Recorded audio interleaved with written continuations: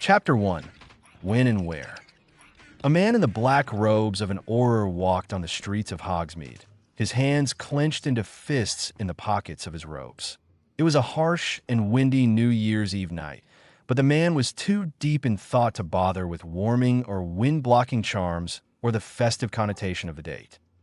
Somehow, he wandered into the Three Broomsticks and found himself sitting down at an empty seat at the bar, sitting amongst a sea of rowdy and partying wizards and witches who were eagerly awaiting midnight. He remembered asking for a shot of the strongest fire whiskey. His fingers, which were trembling from the cold, automatically picked up the glass, and he gulped a mouthful, the fiery liquid burning down his throat. His life was in bloody shambles. Sure, well-respected Auror, on track to becoming department head within a few years, receiver of the Order of Merlin, first class for the eradication of the wizarding world's biggest nuisance, and a well-known spells inventor whose contributions have popped up here and there in various textbooks.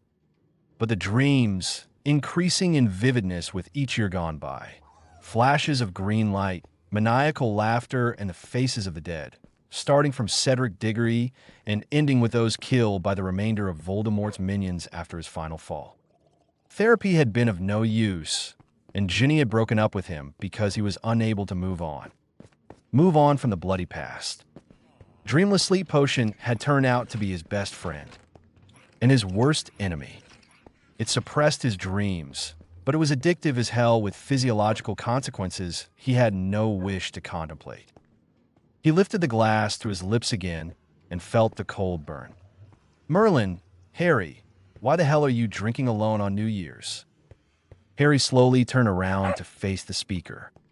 It was Blaise Zabini, one of the Department of Law Enforcement's newer recruits. It had been a shock, Harry reflected, when he saw Blaise's name on the list of applicants. That had been 3 years ago. May I sit? Blaise gestured to the empty stool beside Harry.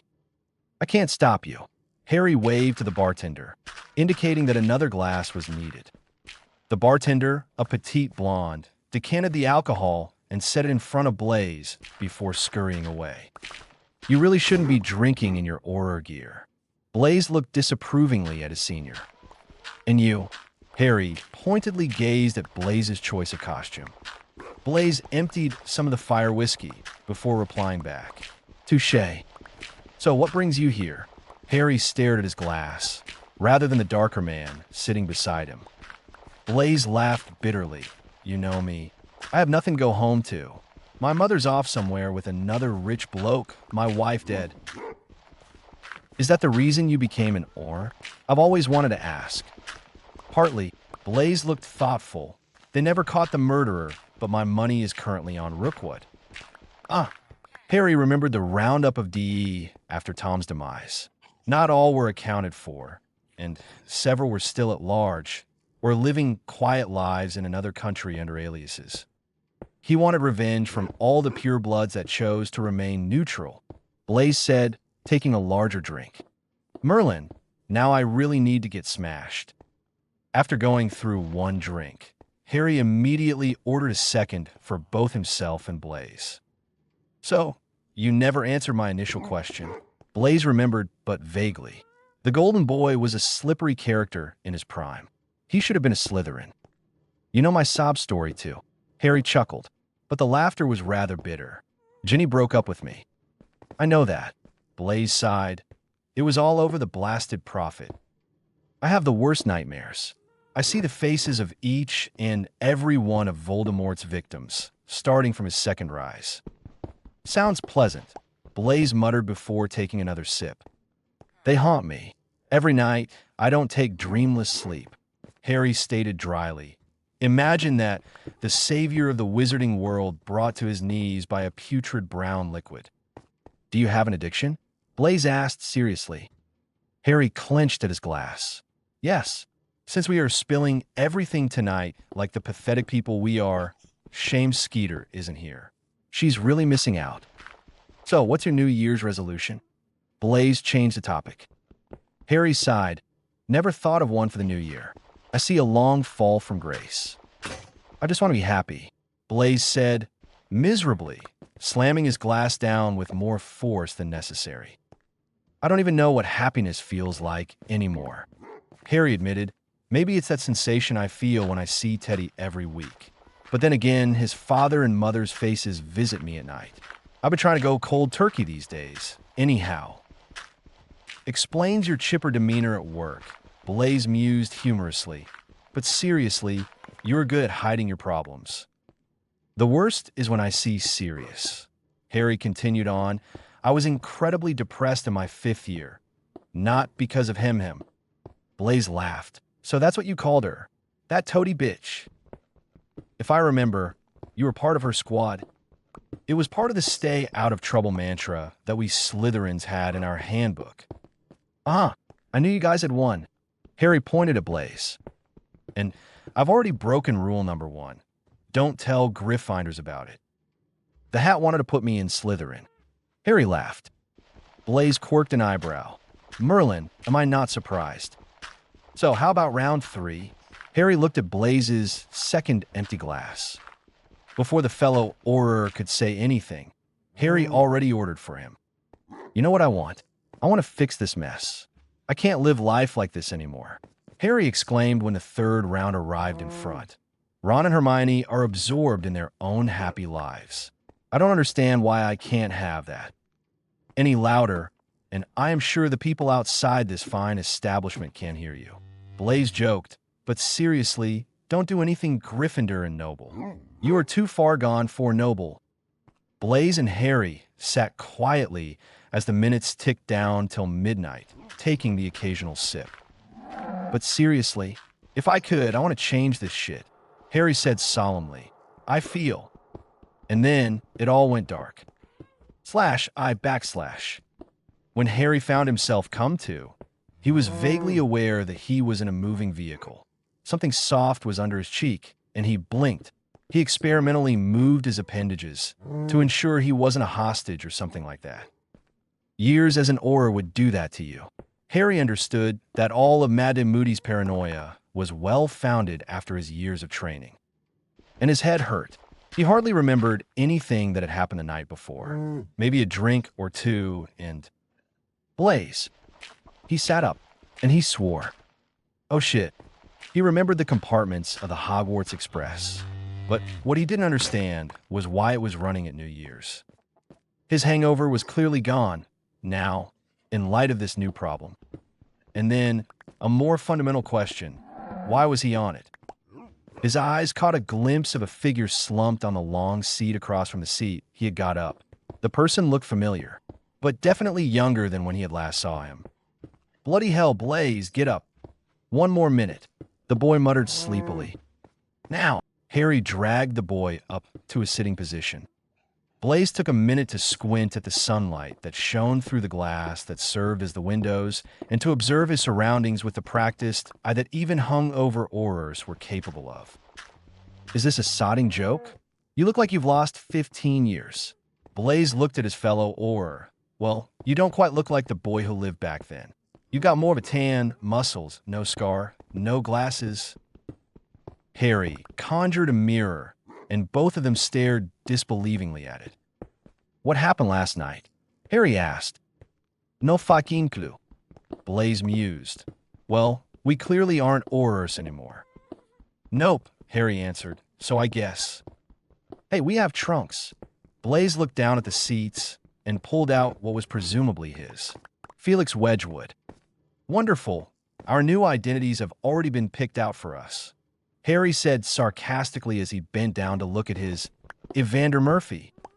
Well, Evander, you certainly look familiar. Blaise laughed. You do too, Felix. I just can't place where or when. They both laughed heartily. Merlin, you know what that means? Harry mused. What? That there might be another Harry and Blaise running around. Oh, bloody hell. Hey, look. Harry dug through his trunk. There were crestless Hogwarts robes, some casual wear, a broomstick, an expanded bag full of money, and a stack of textbooks. Harry triumphantly pulled out the standard book of spells, grade 4. 4th year. Blaise gawked and went ballistic. No, I don't want to have to live through the last 4 years of Hogwarts again. Triwizard Tournament. Not moody, but a DE in disguise. The Yule Ball. Harry listed. Deep breaths. I mean Felix, deep breaths. Cedric. Blaise continued ignoring Harry. We have a mission. Damn it, Harry. This is your fault. I just remembered what you said before New Year's. Evander, remember? Harry grinned, remembering the exact wording he had used. Well, I guess this is my New Year's resolution indeed. Damn. Blaise, now Felix, sat down. Why doesn't anything normal happen to us? This is normal. Evander sighed loudly, and there's nothing we can do about it. Chapter 2. Ghosts from the Past. The former Aurors found themselves waiting patiently in a small and dimly lit room, after being led there by one Severus Snape straight after they had disembarked from the Thestral-drawn carriage.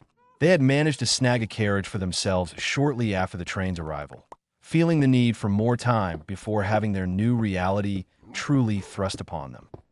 The sudden sight of a living Snape had caused Evander to almost lose his balance, considering that the only times Evander had seen the man within the recent days were in his dreams, a gut-wrenching repeat of the adventure in the Shrieking Shack, the sight that had served as the potion master's deathbed as he bled out and begged to see Evander's eyes, one last time before he crossed the void. Evander shivered, despite his placement of a self-regulating temperature charm on all of his articles of clothing shortly before leaving the Hogwarts Express. I take it that you see my former head of house in your dreams, too. Felix mused, after mulling over Evander's reactions from earlier. I saw him die. Down at the Shrieking Shack, Evander whispered slowly. That memory never left me. Ron, Hermione, and I have never brought it up since. There was nothing Felix could say after that. Minutes passed in silence before the door leading to the Great Hall opened, and Evander saw his own former head of house, Minerva McGonagall, beckon them both over. Noting that nothing had changed much regarding Professor McGonagall's physical appearance within the past decade, made Evander and Felix feel a lot more comfortable as they strode towards the light of the Great Hall. Murphy, Evander, Professor McGonagall said curtly. The attention of the entire school focused on the two newcomers that had emerged after the first year sorting. Evander walked slowly and automatically to the battered hat, taking in the surrealism of the scene in front of him. His hands grasped the brim of the old sentient hat, and he sat down. After staring at the sorting hat for what was a seemingly long period of time, he gingerly placed the cap on top of his head. He heard the hat chuckle. My. We've shared an adventure or two in the past. Evander, Harry Potter. My apologies, should I say, the future as well? Evander felt himself turn pale at the hat's knowledge. Do not worry. What is said here will remain between you and me. A very different mindset from the first time we've met. Yes, indeed. Courage you have shown, wisdom you hath earned, ambition you'd sought, and loyalty have you displayed. You wish to seek happiness? Let the old sorting hat choose for you this time around. Harry. Evander could barely nod before the hat continued. I declare you a Ravenclaw. There was thunderous applause from the Ravenclaw table as Evander walked towards his new housemates. He had been almost sure that the hat would have thrown him in Slytherin, like the hat had wanted it the first time around. When Evander sat down beside an empty chair and a fellow fourth year that he recognized as Anthony Goldstein from his old days at Hogwarts, the applause immediately died down when Felix strode over to the hat. When Felix plunked the hat down, he felt his heart rate quicken. Please, Ravenclaw. Please, Ravenclaw. Please. The hat laughed. It sounded like a rumble. What a surprise. Blaise Zabini. Didn't like my sorting the first time around? Felix had no comment for that. There was nothing you could say to a sentient hat who knew all of your secrets. The hat seemed to think for an interminable amount of time, while Felix pondered how alone he would be if Evander wasn't in the same house as him. Evander was the only connection he had back to his old world. It was a scary thought. All right then, I hope you will find what you're looking for with Ravenclaw. There was more applause from the Ravens as Felix took the unoccupied chair beside Evander with relief. Then the familiar figure of Albus Dumbledore rose from the head table, and with the familiar wand movement that Evander and Felix recognized as the sonorous charm, he began to speak. Evander Murphy and Felix Wedgwood are transfer students who will be beginning their 4th year here. I sincerely hope you will all take your time to make them feel welcome. That's nice, Evander whispered to Felix, who simply nodded.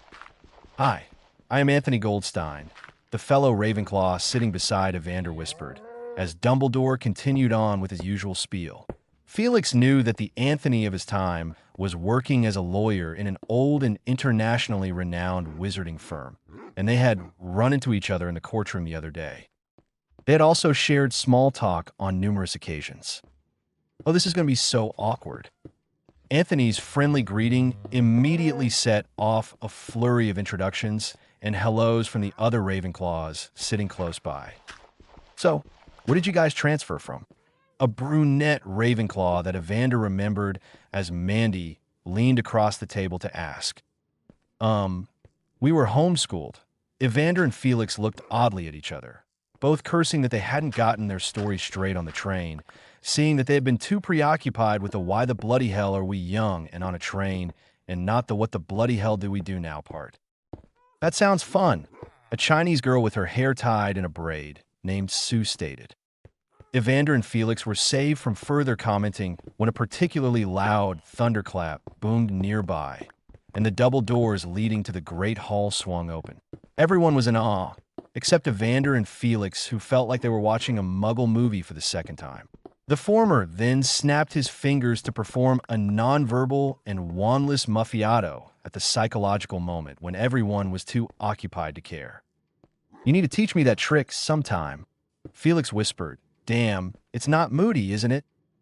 Yeah, I wonder what we're going to do about it, Evander mused. Maybe we should stuff him down the trunk and revive the real Moody. Felix laughed. We're going to have to think hard about that one. You were always a snap at the nonverbal, wandless stuff. I envy you for that. Evander shrugged. Takes practice. Years and years worth. You have your own specialties, as I seem to recall, anyways. I heard you were working on the counter curse to Avada Kedavra. Felix changed the topic, or that's what some of the other Aurors were talking about the other day. Is that what all you guys do? Gossip all day. Evander had the practiced, stern expression on his face, the one that he used for scolding the Aurors underneath him in rank. And catch a few crooks here and there, Felix said dryly with high humor. And since we aren't back at the office, you can't punish me by making me do paperwork. They both chuckled, as Evander reflected that the days of threatening underlings with paperwork were over. Evander finally lifted the muffiato when the food finally arrived, which signaled the end of Dumbledore's long speech. Were you guys paying attention at all to what the headmaster was saying? Mandy scared when Felix cut himself a slice of honey-glazed ham from the spread in front of him. I mean, you lot were just whispering the whole time. Yeah, we were. Triwizard Tournament, Mad Eyes, the new Dada professor, and so on and so forth. Evander recited expressionlessly. Light conversation and eating commenced, with Felix making a big deal about how little Evander ate, and Mandy, Padma, and Sue, taking Felix's words at heart, started piling things on Evander's plate, most notably a large piece of chocolate cake. Felix gleefully watched the expressions on Evander's face as the girls kept added more and more to his once empty plate. As Evander reluctantly picked up his dessert fork to tackle his slice of cake, he couldn't even remember when the last time he had cake was. Maybe at Rose's birthday party? He shrugged. He had almost forgotten how wonderfully delicious cake could be. Maybe having lots of cake was part of the recipe for happiness? He smiled at the childishness of his musings. Just as all the Ravenclaws got up to head towards their common room, Felix's eyes seemed to be lingering over at the Hufflepuff table. A second later, Evander was forced to grab him before he fell, his face paler than Evander's had been when he had first encountered Severus Snape on the steps leading to Hogwarts front doors. /I/. The Ravenclaw dormitories, much to Evander's pleasant surprise, were similar to his old ones back in the Gryffindor Tower, with the exception of the cooler colors of bronze and blue adorning the room. After supporting Felix all the way to the 5th floor, with the help of Terry, Felix had deemed himself fit for walking without assistance. He shrugged off all the curious inquiries regarding the incident, brushed off all offers for a visit to Madame Pomfrey, and suavely changed the topic of conversation to the safer topic of professors, pretending that he didn't know who taught what. Evander found his 4-poster bed standing beside a beautiful stained glass window, while Felix had the one across from his fellow time traveler, as assigned by the placement of their trunks. Felix barely swallowed back his comment regarding the single room he used to have way back in the Slytherin days. The other Ravenclaws, Terry, Stephen, Anthony, and Michael chatted with the ease of old friends while putting their stuff away. Evander pushed his trunk towards the center of the room and opened it. He removed the folded Hogwarts robes, which now each had the Ravenclaw crest embroidered, and placed them on the blue sheets of his bed. This was followed by the removal of a week's worth of white shirts, a few Ravenclaw blue ties, a scarf, a pair of dragonhide gloves that he remembered Hermione giving him a few years back, and other articles of clothing, some he'd never seen before, and some from his wardrobe back in the future. It was a shame that he no longer had his invisibility cloak. He also extracted a set of forest green dress robes, and he half smiled. Ginny had bought those for him a few months before they had split. Despite the hard times that followed, Evander knew that he had learned a lot from the experience, and he knew it long overdue that he let go. He had never worn them. It was quaint how fate chose him this particular set out of all the ones he had. And then another thought struck him like a bolt of lightning.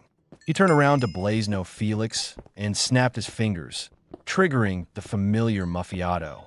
He had modified the original spell over the course of many years, so that instead of buzzing, it was the sound of whispers too low to pick up by anyone in the vicinity.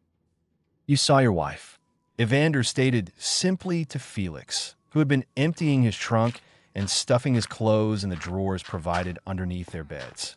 Evander had no inkling regarding the identity of Felix's deceased wife, seeing that the murder had took place in France, nor had he been the person to perform the routine background check necessary for all recruits.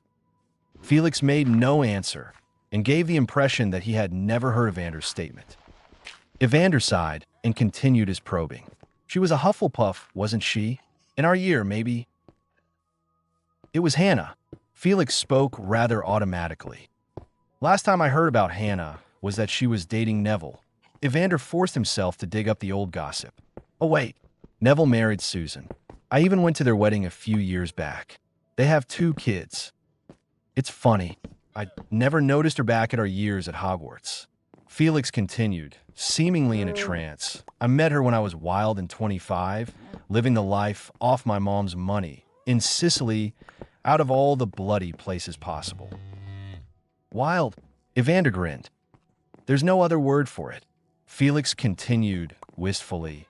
"I traveled the world, was a party animal in almost every sense of the word, and was popular with the ladies. I married Hannah 2 years later. She liked me for who I was, not what she thought I should or ought to be." Evander understood all too well what Felix meant.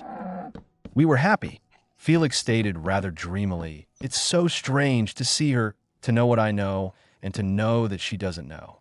Pity we are in a bloody school. I could really use a fire whiskey, right here." "Right back at ya." Evander sighed wearily. These dress robes. He pointed at the green pile on the bed Ginny bought. "Sucks," Felix answered back sympathetically. "But you didn't look for her tonight, didn't you?" Evander shook his head. "No, I had completely forgotten about her until I saw those." "You are moving on," Felix said sadly. I wish I could do the same." There was an awkward silence that followed, both thinking about the lives that they had so abruptly left.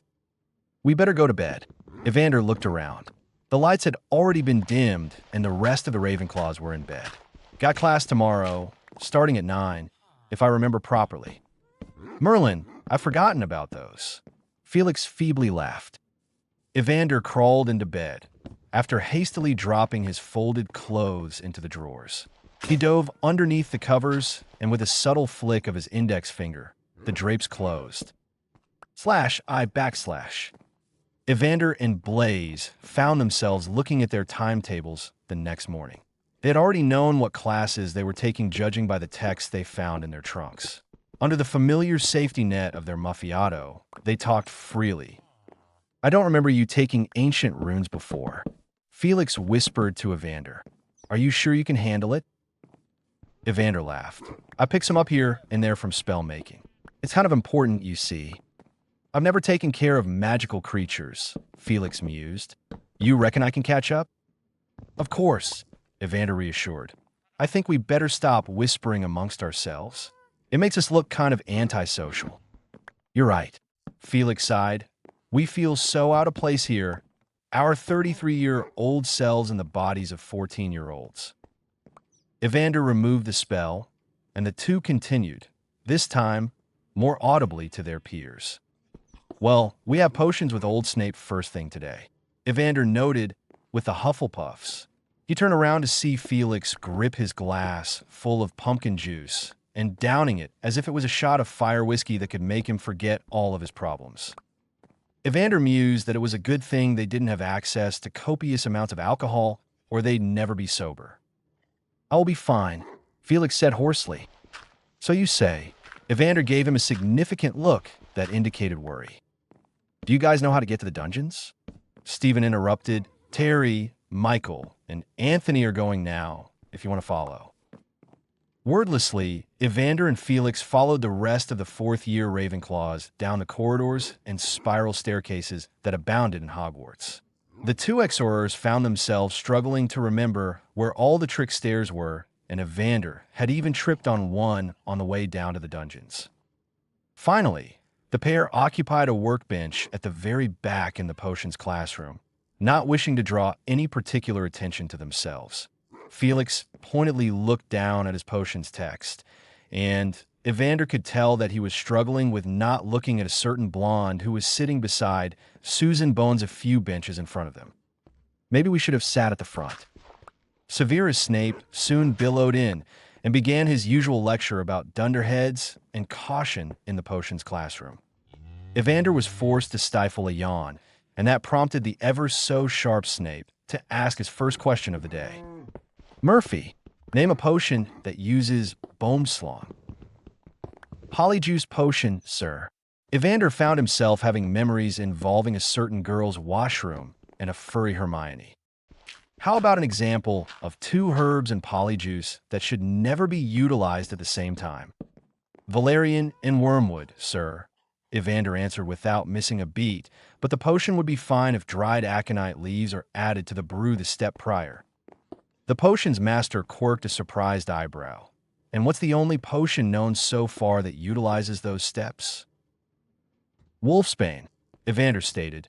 Even though he knew from the time period he had just left, there had been several other innovative potions developed using the dangerous techniques utilized to make Wolfsbane. Felix had invented and patented one of those. Evander mused to himself. "Very well, 5 points to Ravenclaw." Snape gave him a curt nod before moving on to teach the day's lesson, leaving Evander surprised. That had been the most civil exchange that he had ever had with the potions master in the classroom in his years at Hogwarts. He reflected that it probably helped that he wasn't Harry Potter and a Gryffindor. It also helped that he knew the answers to the questions, even though he was perfectly aware that the answers to the questions Snape had asked were nowhere in the textbook they were required to read, except for the first one, considering that Polyjuice was illegal and Wolfsbane was beyond newts. It was a good thing. Evander later reflected that the first potion they were required to brew in a year was done in pairs.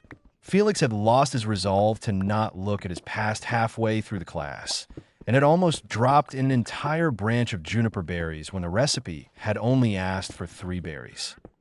"Shit, sorry about that." Felix looked sheepish when Evander caught the branch before it fell in. Evander then pulled off 3 berries and tossed them into the bubbling bronze cauldron, which turned the liquid a shimmering blue. "Pay attention, Felix." Evander almost hissed in annoyance. "Merlin, that was a bloody close one. And I was supposed to be the genius in potions." Felix sighed. "I used to brew all the—" "Don't say it." Evander warned, knowing that the next two words that were going to pop out was truth serum. Right, sorry. Felix looked sheepishly at Evander.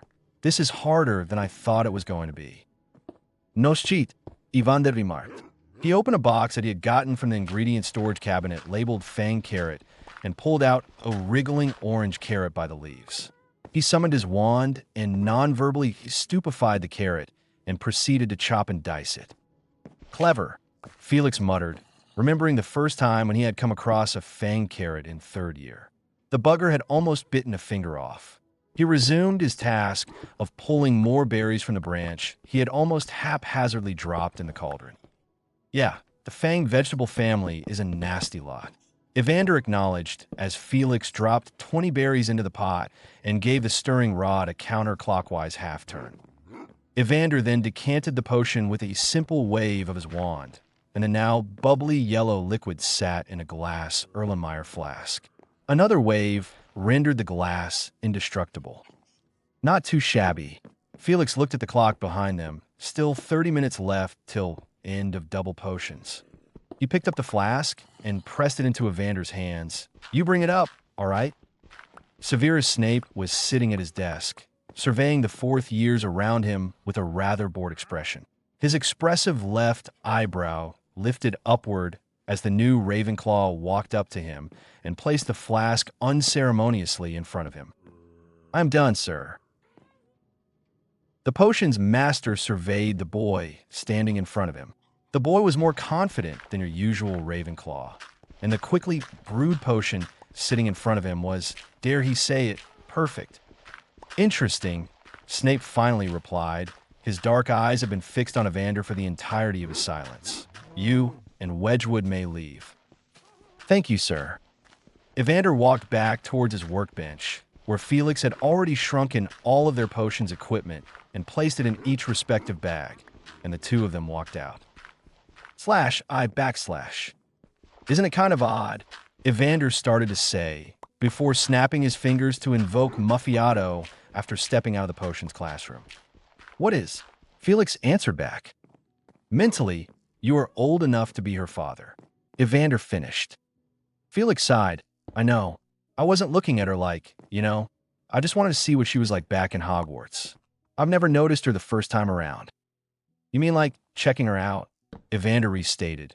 You aren't going to ask her out on a date or anything, aren't you? Hell no, it's too fucking weird. Felix looked surprised that Evander would suggest such a thing. It won't be the same. It will never be the same. Felix immediately then changed the topic. We've got bigger problems like Moody. Like Moody, Evander parroted. You know what I never got? Why did the Goblet of Fire spew out my name as the fourth champion? I don't think old Barty Jr. was a capable enough wizard to reset the settings of the goblet. Put my name in, yes, but that bit? Interesting point you got there. Felix acknowledged. Or you're giving him too little credit. I don't know. Evander sighed. I just know that we can't trust anyone this time around. Not even ourselves. You mean Blaze and Harry, our past selves? You trust me, right? Felix pointed to himself. Evander gave Felix an odd look and joked. Yeah, like I have a choice. Thank a lot for the vote of confidence, mate. Anytime, Felix, anytime. Evander said lightly, earning himself a slap from Felix. Where exactly are we going? The kitchens. Where else? I am starving. Felix patted his stomach, which gurgled on command. Evander realized that they had arrived at a painting of a familiar bowl of fruit, and Felix reached upward to tickle the pear. He snapped his fingers to end the spell. The pear giggled, and the painting swung open.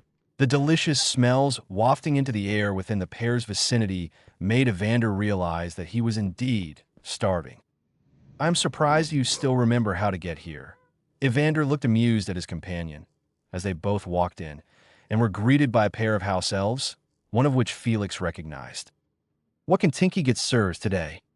Felix rattled off a long list of delicacies, some of which Evander recognized, others he did not, and the exorers found themselves sitting at a homey wooden table in midst of the bustle of activity of the house elves prepping for lunch. Evander found himself thinking about Creature. the house elf he had left behind from the future. He knew that the old elf was probably devastated by his disappearance, seeing how close-knit they had become over the past decade despite their unpromising beginning. He could just imagine Creature greeting him on his return from work. No, it was best that he stray from that path of thought. He had willed everything, from 12, Grimmauld Place, his invisibility cloak, his new top-of-the-line broomstick that he had bought a year ago, and Creature to Teddy. Andromeda was going to freaking kill him. But of course, Harry briefly grinned mischievously. She couldn't. He sighed nostalgically. Despite the general shit his life had become in the future, there were a few high points here and there. How funny was it that he needed a time shift to see the good in his former life? Nostalgia about the future? What an odd paradox. But of course, for himself and Felix sitting in front of him, the future was yesterday. And then, another ghost from his past appeared, in the flesh, bearing a pot of steaming soup. Your soup de poisson, good sirs. It took all of Evander's strength to remain passive and refrain from calling out. The house elf looked as he had always did in Evander's dreams, badge-covered tea cozy at an odd angle, a strange tie, some sort of children's shorts, and mismatched socks. The elf then snapped his fingers, and a small dish containing small wedges of spiced toast and a strange sauce that Evander did not recognize showed up. While Evander was busy in his memories, Felix eyed the spread with appreciation and filled his own bowl with the ladle left in the pot. He dipped a piece of toast in the sauce and dumped it in his soup. He munched appreciatively. "My good elf, what is your name?" Felix asked. "This very flavor reminds me of France." "Dobby, kind sirs," the house elf bowed low. Evander, not knowing what to say, followed the same sequence of steps as Felix had done. A quaint mixture of spice and garlic greeted his taste buds, and he was quite surprised by how good it was. "Thanks, Dobby, this is excellent," Evander finally acknowledged. His own eyes were slightly misty. Only slightly. And with another pop, Dobby disapparated to tend to his other duties. Felix gave Evander an odd look, which was followed by Evander's reply, "I will tell you later." /I/. Evander and Felix ditched lunch, considering the bulk of dessert that Felix had ordered from the house elves, including delicate pastries, pies, and eclairs. Evander had ended up watching Felix eat alone after stuffing his own stomach with the goods. Instead, the two went for a stroll around the various floors of Hogwarts, and when Evander reached a certain bathroom door, he pushed the door open and yanked Felix in with him. "The bloody hell was that for?" Felix groaned. "You do realize we are in the bloody girl's bathroom." "Oh no, scratch that, the one that no one uses." Its occupant isn't here, probably antagonizing the pipes." Evander walked over to the sink and tried to making a specific hissing noise from memory. Nothing happened. "Are you bloody mad, Evander?" Felix looked at his friend with a bewildered look. Evander ignored Felix and tried again and again. And finally, there was a noise as the passageway to the old chamber was opened. "Merlin," was all Felix could say before Evander pulled Felix towards him, and both went down the passageway. It was still the same as Evander had remembered it, greenish, gloomy, dim, and smelled damp. "You were trying to speak parcel tongue?" Felix finally asked as they were halfway down the tunnel, filled with tall pillars entwined with snakes, and more snakes. "You can't anymore." "Harry can speak it." "I can't," Evander replied back. "Kind of lost the ability when the curse scar was destroyed. Still remember a few words, though." "So why are we here?" Felix looked distastefully at the dead basilisk that was lying on the ground that they had just reached. "I figured we might as well start destroying who slowly, piece by piece, as they say," Evander said cryptically. The boy bent down towards the maw of the once fearsome basilisk, summoned his wand, and used magic to break off the fangs. He then magically shrunk them and conjured a small glass jar, placed them in, and sealed it tightly, before dropping the tiny jar into his robe pockets. "What do you mean by that?" Felix was bewildered, but practically summoned his own wand and started to remove the skin. Basilisk skin is ridiculously hard to come by these days, and we could use it for potion brewing. Pity the blood's all coagulated. Evander snapped his fingers. Paranoia be damned. He wasn't going to reveal the next piece of information to anybody, even if they were alone in a secret chamber. Voldemort made Horcruxes.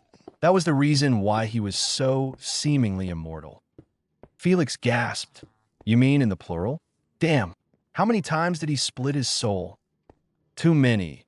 These teeth will destroy them, from my previous experience.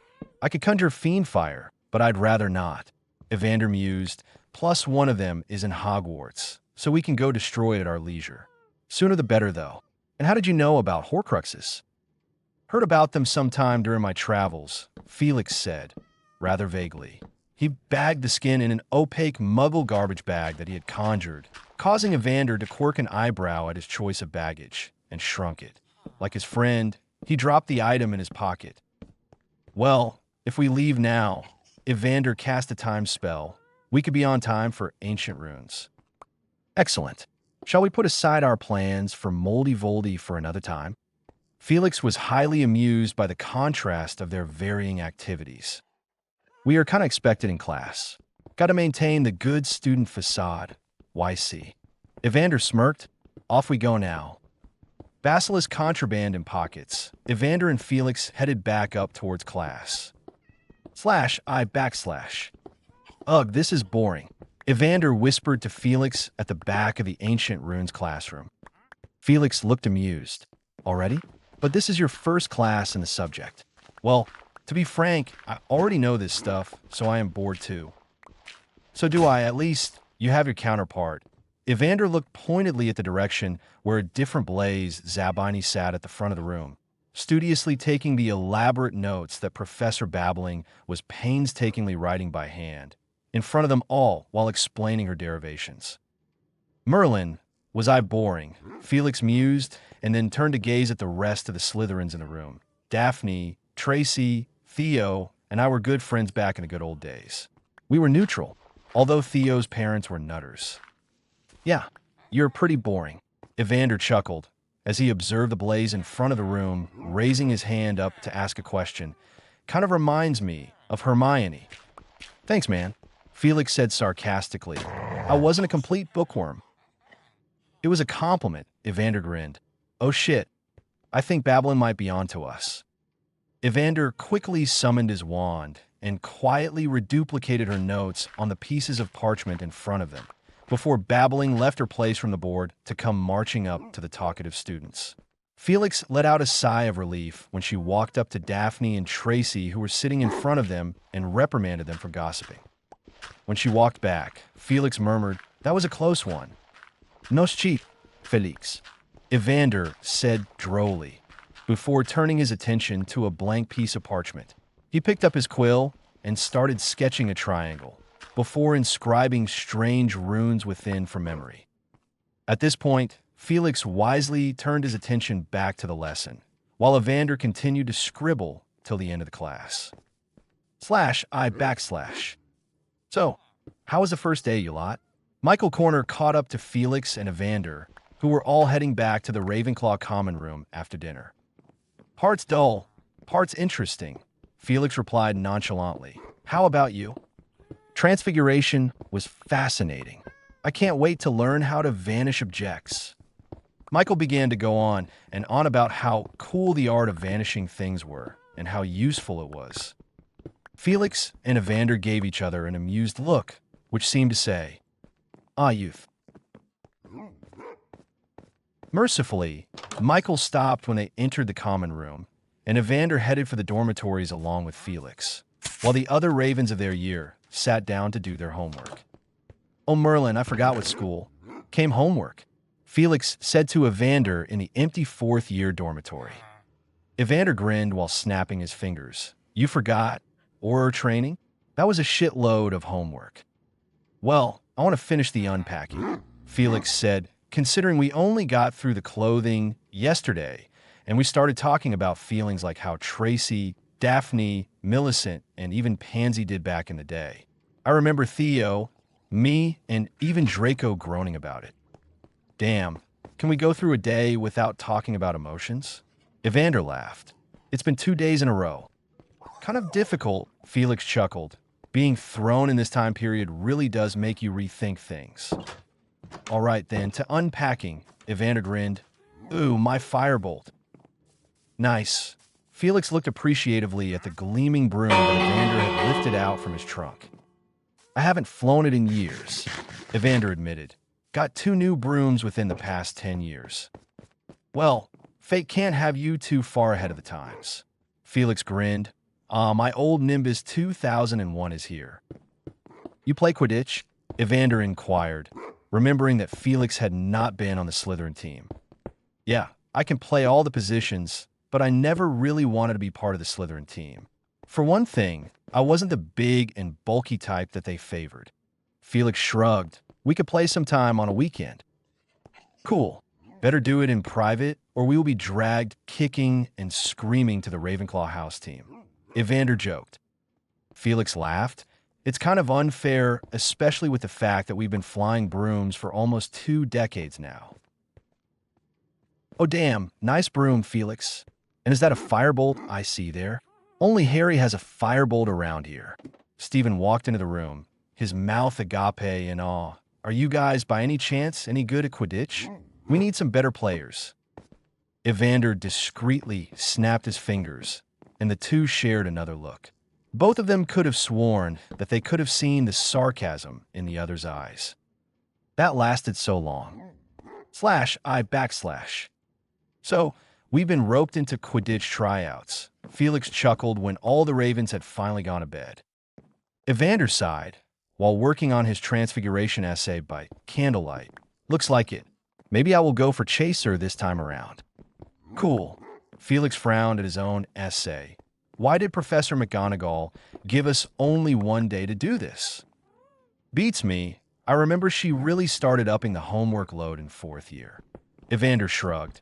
I can't believe the other 4 Ravens are already done. And it's boring. I can already change into a bloody animal. Felix sighed, staring drearily at his half-written essay. Evander groaned. Oh, shove it. I can't. It's actually nice having all this review. I've forgotten most of it. Just wait until Dada. We'll be both dying of boredom. Felix dipped his quill into the inkwell near his pillow. He preferred the old-fashioned ways, while Evander had a self-inking raven feather quill in his hand. Not Moody was pretty fascinating, for what I remembered. Evander smiled. Pity I forgot the exact date he transfigured Malfoy into a ferret. Felix laughed. We need to be there. I can still picture Ron's face of bliss. Draco Malfoy, the amazing bouncing ferret. Evander remembered. You don't seem to defend young Draco very much, despite being ex-housemates. Let's be frank here, Felix said. Draco was a spoiled git when we were at Hogwarts. None of us called him out on it, because it wasn't our way, and Theo, and I stayed away whenever he started picking fights with GRYFFS. Although, after the Malfoys had most of their assets seized by the Ministry for their war crimes after Voldy's fall, you'd never see a humbler man. That's true, Evander mused, remembering the last time he had accidentally bumped into Draco and found out that he was married to Astoria and owned a quaint little bookshop and cafe in Diagon Alley. It had been a respectful encounter on both parties. Tomorrow should be a little more interesting on your end. Felix changed the subject. We've got charms and herbology with the Gryffindors. Yes, and we will finally get to see the young me. And what did they call us back then? Yes, the Golden Trio. Evander grinned at the memory. Definitely more interesting than what we saw in ancient runes. Mind you, what the hell were you doodling on about in that class earlier? I didn't get it at all. Felix looked suspiciously at Evander, who merely smiled. I don't get it either myself, but when I do, you'll be the first person I notify. Damn you, Evander. Always a sneaky and cryptic bastard, aren't you? The two proceeded to work on their essays in silence, while the rest of the room's occupants snored on. Chapter 3, Deflection. It was early dawn when Harry started to stir. His eyes still shut with sleep, he stretched under the warmth of his blue patchwork quilt and ran a list of things he planned to do at the office today in his mind. There was the Jones case, recent leads on Goblin Mob, smuggling activity into the country to follow up on, and the reshuffling of the Aura roster for the new year. It was always hard to find a fair schedule that kept everyone happy. And it was Friday, which meant 16-year-old Teddy was supposed to drop by after Harry was finished with work for a last holiday weekend visit before Hogwarts restarts the week after. All the kids liked to confide to their Uncle Harry, considering that he never judged and always had plenty of practical advice and chocolate for medicinal purposes on hand. And he obstinately kept their secrets, much to chagrin of Hermione, Fleur, Andromeda, and all of his other friends with children. He sat up abruptly and opened his eyes. Shit. He wasn't Harry, nor was he anyone's Uncle Harry anymore. All right then, scratch those plans.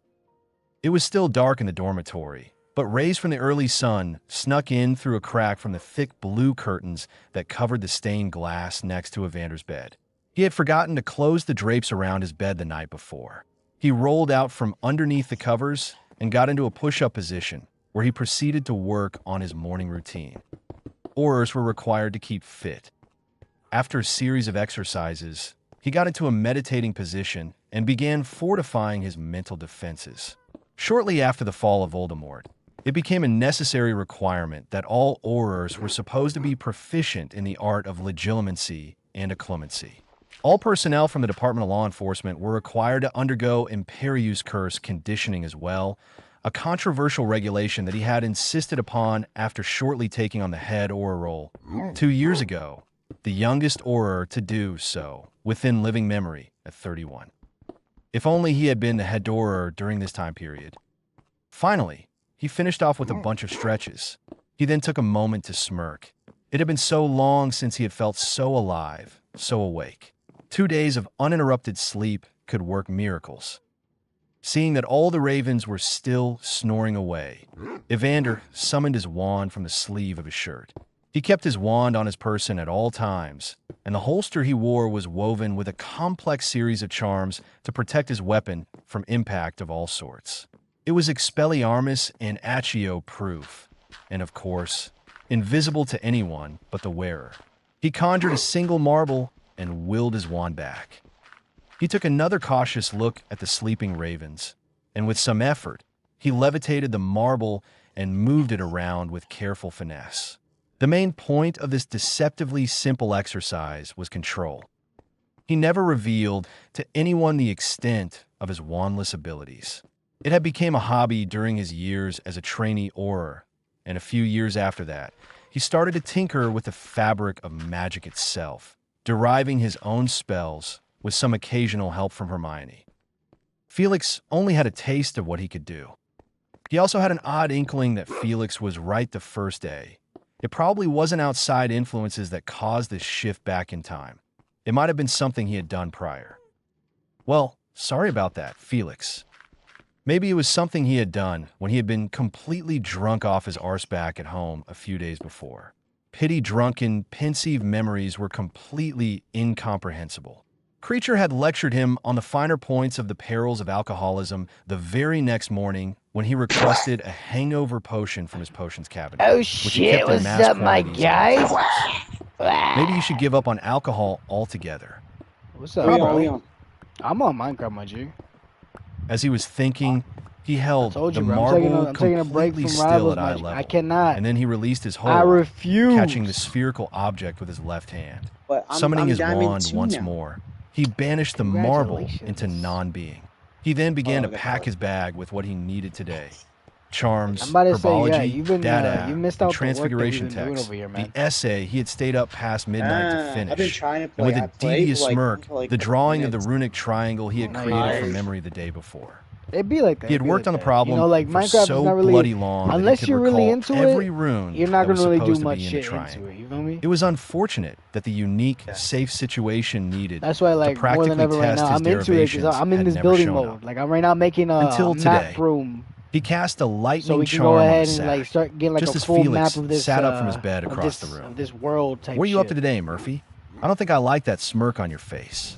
Oh, Good morning to you, too, Evander Nah, replied bro, Edward's sweaty sarcastically, because this guy, bro, you should wiping have seen all what this guy did, circumstantial bro. evidence of smirking This off his guy countenance. made a whole Well, farm, but I'm dog, going for a it's morning walk. crazy. If you care to bro, join Edward's me, been going hard in this well, game. I'm not gonna lie. it's with only you. 7. Felix mused, looking at the ornate Ravenclaw He got me a clock that happy graced the gas. wall behind him. I was hoping to have a little bit more of a lie-in. Evander was already changing into his school clothing. You know what they say? 'Tis the early bird that catches the worm. He grabbed his school bag and headed straight out. Felix, looking extremely perplexed, immediately changed clothes, threw everything he needed into his own bag, and dashed after the mad ex-head Auror. He did stop for a second to put a featherlight charm on his bag, though. Honestly, Evander's losing his bloody marbles. /I/. It was a few steps away from the 5th floor entrance when Felix finally managed to catch up to Evander. His former superior didn't spare him a glance and continued along the corridors, which were, for the most part, empty. Evander then turned to head up a spiral staircase, the opposite direction to breakfast that Felix had been hoping for. Where are we going? Soul hunting. Evander answered simply without breaking stride. That makes everything so much clearer. Felix mused, more to himself than Evander, clear as mud. Minutes later, Felix found himself examining the tapestry of Barnabas the Barmy, while Evander was pacing back and forth, as if deep in thought. Felix figured that there must be a method to Evander's madness, and refrained from making wisecracks. He felt a tap at his shoulder, and when he turned around, the wall across the tapestry had somehow become a door. Evander opened the door without much further ado, and gestured Felix to go in first. He found himself in a large room that was best described as a cathedral, with enormous windows that reached many meters up. Items of all sorts were piled up beside what appeared to be cleared walkways, and of an assortment that would rival any flea market or bazaar that Felix had been in. When Evander quietly closed the door behind them, Felix found himself asking, "Where the fuck are we?" "Welcome to the room of lost things," Evander stated grandly, as if he was a tour guide. He immediately began walking through the aisles, glancing upwards for something. Felix then realized something. This was the room that Draco practically lived in when we were in 6th year? Yeah, repairing the bloody vanishing cabinet. Evander answered back, "Well, the cabinet isn't here yet, but we should remember to completely destroy it next year when Montague reappears. The other one is at Borgin and Burke's." Or, Felix mused, "we let Draco work on it a bit, and then we go and..." Evander laughed. "Reducto? Fiendfire? We could try vanishing the cabinet," Felix suggested with a grin. "Now that's a thought. Vanishing the vanishing cabinet," Evander said with great amusement. "But I'd rather we not drag this business all the way till 6th year. That'd be ideal. So, what the hell are we supposed to be looking for?" Felix finally stumbled upon the pertinent question. "A diadem, you know what that is, right?" "Of course I do. I do have a sophisticated vocabulary." Felix feigned insult. "For example, there's one there." He pointed toward a mannequin-like object over at the next aisle.